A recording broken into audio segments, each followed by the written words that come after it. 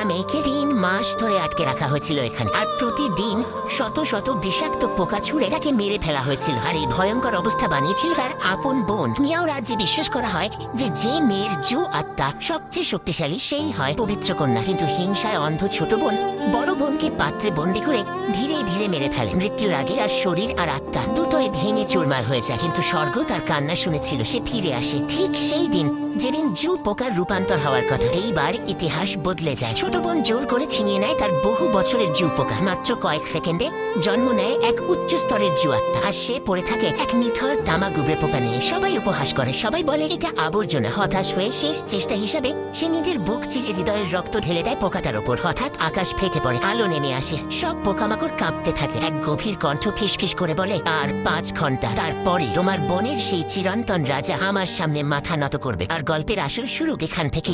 Part 2 দেখতে চাইলে ভিডিওটিতে লাইক এবং সাবস্ক্রাইব করো।